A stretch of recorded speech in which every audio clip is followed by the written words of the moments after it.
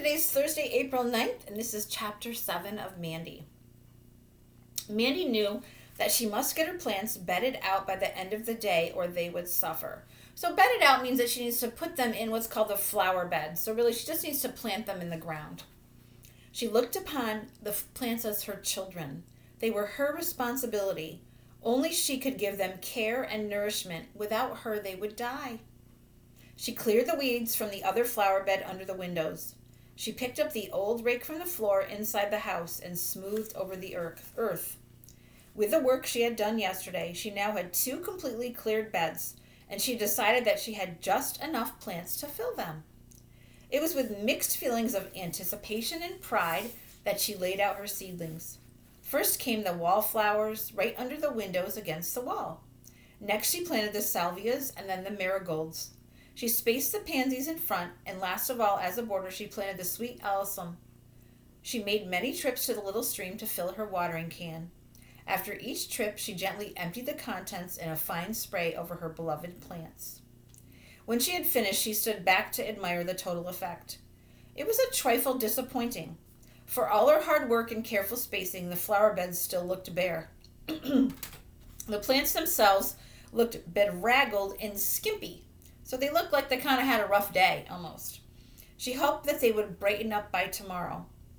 She put on Jake's big gardening gloves and turned her attention to the stinging nettles in the pathway. After she pulled them out, the little paved area looked really neat and clean. She tied back the rose tree over the porch. Every small thing she did made the garden look just like that little bit better, which was very rewarding. Mandy knew that she would have to return Jake's fork that evening.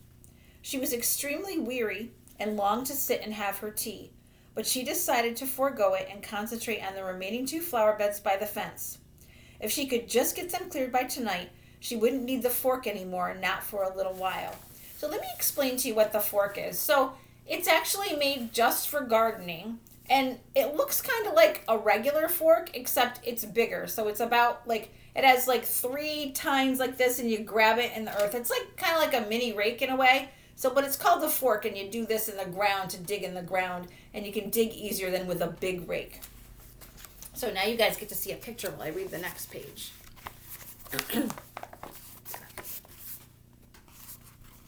The sun was setting as she finished, and her aching knees and back told her that she would be stiff and sore in an hour or so. But it had been worth it. She was over the worst of the weeding.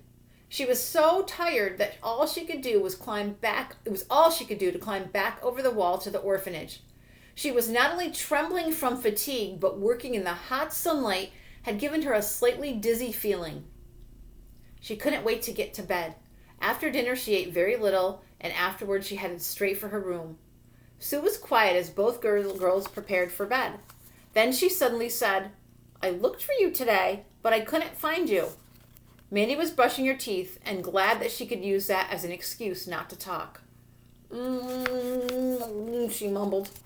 "I wanted to know if you bought anything today. I thought you might be by the big wall where you usually go, so I went there to look for you." Mandy felt a kind of pain inside. She knew she would have to lie, and it was unpleasant. She hated fibbing to anybody. "No, I went for a walk this afternoon." "Did you buy anything?" Mandy decided on a half-truth. "I bought some flowers from Mr. Simple." She saw the surprised look on Sue's face. "I just felt like it," she added, "but then I gave them to Mrs. Rose. You know, the old lady who lives in the cottage just before the shops." Sue accepted this invitation. I'm going to start over that line. Sue accepted this explanation. Both girls climbed into bed and turned out the lights. They lay in the darkness, listening to the sounds of bedtime all over the house.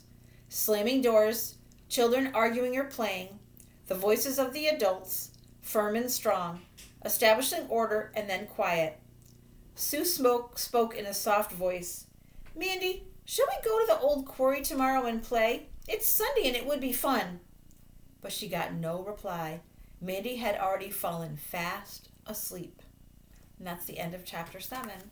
So in chapter 7, Mandy got her flowers she got them over the wall, and then she planted them in the ground and cleaned up some more stuff. She returned the stuff to Jake, and she kind of lied to Sue, though, and told Sue a little bit of a lie. So I don't really like that Mandy's starting to lie about things, so I'm not sure what she should do.